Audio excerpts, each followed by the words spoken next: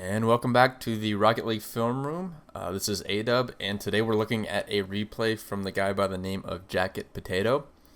And he said, "I'd love it if you could take a look at my replay. Him and his team have recently just started playing together, and they're all bordering between superstar and champion ranks. They think that they are okay technically or mechanically, but are wondering how can they improve their tactics and rotations, and knowing when to challenge and where everybody else should be on the field." So we're going to take a look at the replay, and I'm going to start it off on Jaypotayto's camera because he's the one who submitted the replay. And if we need to zoom out or take a look from another player's point of view, we will certainly do that. So I want to go ahead and start it here. And here we go. So he goes to grab boost, and that's fine off the kickoff. If you trust your teammates in the kickoffs, then you can grab boost in the corner. I see a lot of people in the lower ranks arguing about whether or not you should stay in goal, and I think more often than not it's better to grab boost. So here is kind of a weak little, I don't know, I guess you were trying to hit a cross field pass, but you didn't really get, you hit it with the side of your car instead of like the front of your car, so you didn't really get a lot of power on it, and it ended up being just kind of like an easy clear for them. Now he didn't get the best touch on it either, and it ended up, you know, a bad clear into a bad clear, and then it resulted in a goal for you guys. But more often than not, you don't want to hit these kind of passes because it's a really easy clear for the opposing team. If you can hit it off the backboard or higher up, you'll have a lot more success. But luckily for you guys, Tog Black came in and just kind of slammed it off the wall, and it worked as a pass. And Eagle Crane hit a nice shot to put you guys up 1-0. All right. So you go for the kickoff, and that's a pretty decent kickoff, a neutral kickoff. You guys got possession of it, which is also good. Let's see, Crane. Oh, he made a nice little flick play. Let's see what he did there. Curious, because that looked kind of weird. Okay, so he did a little backflip, but he didn't switch off ball cam, which is a kind of a weird way to dribble. Normally, when I'm going for dribbles, I would have switched off ball cam probably like right here, but I guess he caught them off guard kind of with that backflip, so that was actually a pretty nice shot. All right, I'm gonna go back to Jaypotayto's view here. Another kickoff. Seems like you do the little side flip into it to neutralize it, which is a really safe way to do kickoffs. Alright, so there you guys are double balled. I'm trying to see, I'm going to zoom out and see if maybe one of you shouldn't have gone for that. Yeah, okay, so let's go back and see. So off the kickoff, you go and grab this boost. I think this is Eagle Crane's ball to go for. You kind of turn. I think since you went for kickoff, you kind of assume that you're going to be the third man and that Eagle Crane is going to move up here. And so what you want to do is kind of assume a position behind Crane, or just let him go for this ball so that you can play off his hit. Now, he doesn't get the best hit. He kind of just forfeits possession and hits it right to him. I think what he would have liked to do is, if we go back to his view. I'm in fly, sorry. I wasn't right, I wasn't switching people. Okay, so if we go back a little bit, right here, he would have probably liked, obviously, to have made a better touch. Or he could have passed it to Diabetic Rex, who was over in the corner, because that goalie probably would have saved any shot that he would have put on net. And he could have maybe hit a little pass to Diabetic Rex and looked for a redirect opportunity. And then if you hadn't gone for the aerial as well, you could have followed up any outcome of that play, whether it was a pass or off the backboard or something. But that's not what happened, so we'll just keep moving along here. So this was one of the plays I saw. I watched this replay before and made a couple of notes. And Eagle Crane made a really nice play here, and I cannot figure out why nobody went for this ball. So let's back it up. I'm going to show exactly what he did. So he gets the block, and then he rams both Tog aerials and I didn't see what that guy's name was, but he rammed two of the players. And I'm looking at this, and Jaypotayto, you're pretty far back, and Diabetic T-Rex, I couldn't understand what he was thinking on this play. So at this point, you see the ball's up, you're like, alright, maybe Tog Aerials is going to go for this, so I need to kind of hang back. But as soon as you see that, he rammed him. As soon as you see that, he should be going right now. There's no reason to sit back here and wait. I think maybe he thought Jaypotayto might be going for it, but he wasn't. So I think at this point you've got to just, if nobody's going for it, you've got to be the one to go for it. So if he had gone for it, this probably would have been a goal, or you at least would have had a contest. So that's one of the things I've noticed so far. I know you mentioned wondering whether or not, or having questions about when to go for the ball and when not to go for the ball. I think that was definitely an opportunity to have someone pushed up a little further and not hanging so far back. And I've got a couple of ideas for you guys to implement, but we'll get to that after we go through the game. So let's just keep going through it. All right, so here you kind of go up for an aerial, which again I don't think you were really in position to go for this. Ideally, Eagle Crane would have rotated back further and you would be closer up, because you have a better angle on it, but you're too far back. And I think you realize that you're not going to beat him the ball, which is good, and you don't just go for it anyways. You go ahead and boost down and then rotate back. But that's one thing to keep in mind. And there is kind of another situation of I think you're unsure of whether or not you should go for this. And I would say my response is that you shouldn't have gone for this, because you have all your momentum carrying you back towards the goal, and you see Diabetic T-Rex has a better angle to cut this off, and he in fact does, by ramming the other player into the ball, which basically works as a clear. So let's keep on going here. So you're doing a good job rotating back, seeing that you've kind of lost possession of the ball. I don't see any problems with anything going on right now. Okay, so you get possession, you start moving up. That's a really good pass from Crane. I guess T-Rex wasn't able to get a shot on it. That was a really good contest as well. Did this? No, this didn't lead to a goal. He got a pretty good clear. That was a little bit of an awkward turn for you. I think you just didn't have time to make this turn because they were already boosting to the ball. If you had kept going back, I think it would have been a better option. Although you did make him hit the ball still, so if you could make your opponent make a decision on whether to go for the ball or not, it's usually a good thing. So here, I think you rushed this hit a little bit. You didn't need to go up an aerial for this because you basically gave up possession of the ball. I think here what you want to do is let that drop on your hood, and then look to make a dribble play in the middle of the field somewhere. Going for this aerial, the best case scenario is that you would just hit it into the corner, but they intercept that pretty quickly, so you used your boost and you lost possession of the ball there. Okay, so he kind of gets a clear. You're kind of just hanging out. I'm gonna go into fly mode and see where everybody was, because I wonder why nobody was going for this ball.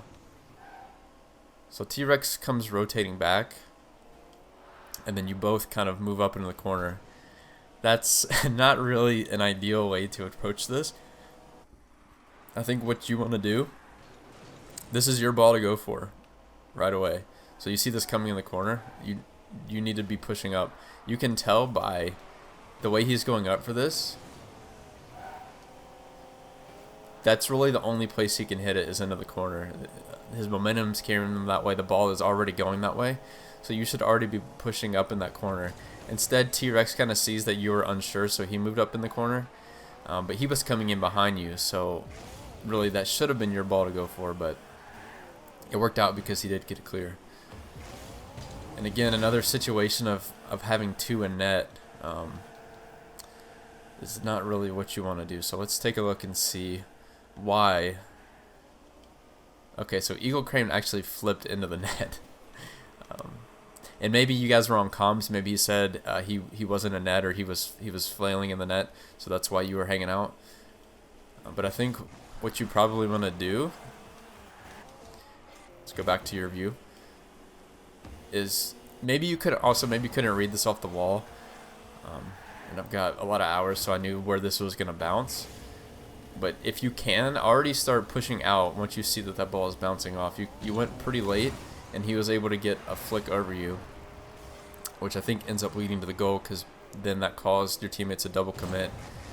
And this was actually a really nice pass by the other team to set up a backboard rebound shot. So I think really the problem started with you not being able to challenge that first ball, which was right here. So you made this hit. If you can read this bounce and that it's going to bounce out towards the middle of the field and already start going, you'll get a more successful block. Even if you don't know where it's going to bounce, sitting to a net is never a good idea. It's better to at least try and than to just sit there and hope that he doesn't hit it or that it doesn't bounce poorly. So that's one thing. Just try to anticipate better. Okay, so you're cheating up on the kickoff. Almost worked out. You guys almost got a kickoff goal there. And that's fine to go for. You kind of keep it in play. T-Rex tries to make a pass, but misses here. I was a little bit weary about you going for this ball again in the corner because I felt like you should have rotated. But when I went back and looked at the fly cam, I noticed that Eagle Crane was pretty far back. So he don't think he would have beat them to the ball. So I think that was okay for you to go for. But in general, you don't want to keep turning back around in the corner. You want to let your teammate, who's a third man back, come up and hit the ball. But that is something I'll talk about again after we get through the rest of this video and try to give you guys some tips to improve your overall positioning. Okay, so you're kind of hanging out. I think you probably should have gone for this. I don't know what your boost situation was. I think there's no one really to contest you going for that ball. I guess it works out in the end because he gets a nice clear and it sets up your shot. Although you weren't able to get it on target, it's still a good scoring opportunity, which is important. Okay, so you make a nice pass. They're there to intercept it though. Seems like their defense has been pretty solid as far as intercepting your scoring attempts. Okay, right there I'm sure it was just a communication issue because Eagle Crane basically put that in the net. I'm sure you would have hit that and saved it. That's just unfortunate. If I go to Crane's view so we can see what he saw. So he sees this popped up. He sees this is going in. That's tough because of how fast the play is happening, but if you see your teammate there, you can't go for this ball. You've got to trust that your teammate can get that clear out. He's just got to do a little bit better job of trying to rotate back behind so he's not tempted to make that play, and just let his teammate that is already in position to clear it actually get the chance to clear it. Okay, so we will keep it on going. So there, I think you just misplayed, which again happens throughout the course of the game. You're going to miss some balls. You would have liked to hit that a little bit better. I guess he gets a nice touch on that. Does that lead to a goal? Yeah. Yeah, so again, missed touches on defense or poor touches on defense are the cause of the majority of goals. If you miss a ball when it's your turn to hit the ball on defense, it kind of puts the rest of the team out of position. So you've got to just kind of be focused and stay calm and try to make the best touch you can on defense. Okay, so that was a good scoring opportunity, just didn't get the power shot to hit it in around the defender. Here you're moving up. You go for this aerial. It's a nice contest. You got to get a block on him. Okay, you did do a good job rotating back. Before you turned around on a ball, that was early in the game when I said that you should have kept going back. There you kept rotating back, which I think was good. Okay, that's a really nice passing play. You would have liked to probably have gotten that on target, but it's still good regardless. Good pressure from you guys. Let's see. Unfortunately, you guys weren't able to score off of that. But those are the kind of passing plays you want to be hitting pretty often to set up shots.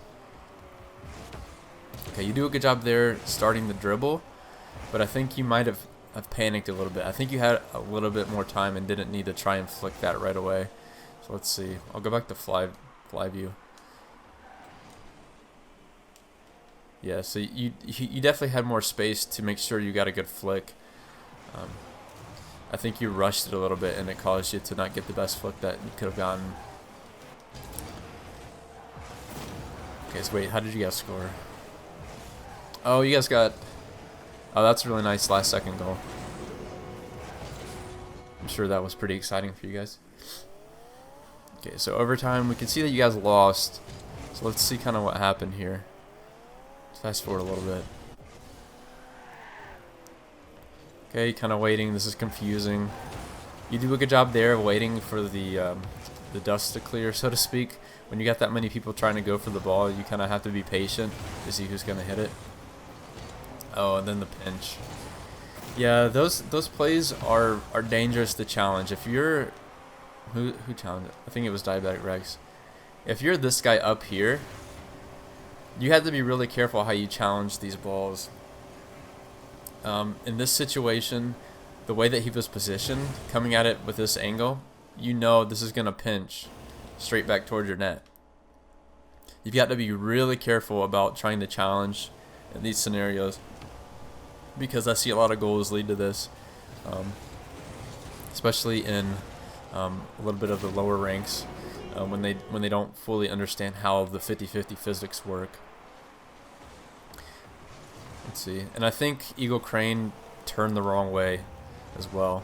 So he's coming up. He sees there's a chance for a pass. He's pushing up, and he just turned the wrong way, and then wasn't able to get back. So that was the game. I'm gonna go ahead and just start it from the beginning, and I'll talk and give you guys my thoughts on how I think you can improve, and some other tips and suggestions I will recommend from what I saw. Okay, so I saw a lot of hesitation. I saw a lot of not knowing if it was your turn to go for the ball, or if you thought your teammate was going to go for the ball, and should you wait or should you push up, or basically just being hesitant and not knowing what to do. I recommend that you guys implement a 1-2-3 type of offensive system, basically meaning first person up goes for the ball. He either makes a pass, or basically he's trying to pass it to person number 2. After he makes his move, whether it's a good pass or not, it's the second person in line. It's his turn to go for the ball. So he should be looking to then either take the shot from the pass from person 1, or make a pass to person 3 while person 1 rotates back. I think there was a lot of instances where, I think this was actually one of them, where, let's see, no, not that one. I accidentally just hit. Sorry about that. Right here was one of the scenarios, I believe, where nobody goes for it, right? And I think this is Diabetic Rex's shot to go for. And I think if you realize you're person 2 in the scenario, then you'll be like, oh yeah, well I need to go for this ball. I know it's my turn. And I think that will eliminate a lot of the questioning of yourselves that you have, like whether or not you should go for it. To practice this, you might even call this out. I don't know if you guys play on comms, if you play in a party and talk to each other, but if you do, and I recommend that you do, at least until this kind of thing becomes second nature, you call out, okay, I got next hit, or okay, I'm rotating back, or you could even say, okay, I'm person 1, or I'm person 2, or I'm person 3. Just so that you know and you learn each other's tendencies. I think that'll be really helpful for you guys. So that's pretty much all I got as far as positioning goes. I think that'll solve a lot of your problems. Some other tips I have for you guys is I basically watched the majority of the game from Jaypotayto's point of view, And there was a couple times he went up for aerials where I feel like he was a little bit slow getting up. And I don't know if the rest of you do fast aerials or if you feel comfortable enough to try them out. But I would definitely recommend at this point in your Rocket League gaming career, so to speak, that you start trying to attempt fast aerials. Because from what I saw, you were doing the double jump and then tilt up and boost instead of doing the fast aerial to get the most speed and power on the ball that you can. And it seems like you guys are pretty good at aerials, so I think you guys are in a position where learning the fast aerial will be beneficial for you guys for sure.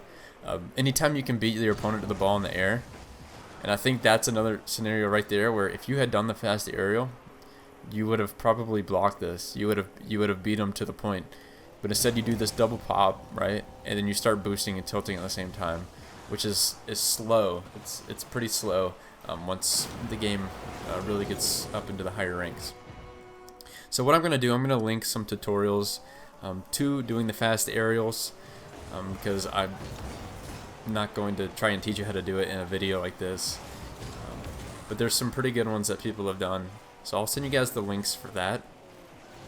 And I think that's pretty much all I have for you guys for this video. Again, I'm still learning this analysis process about doing it live. It's hard to formulate thoughts, but I think the more I do it, the better I'll get.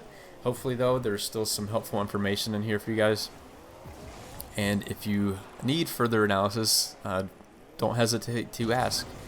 And I will see you guys in the next video.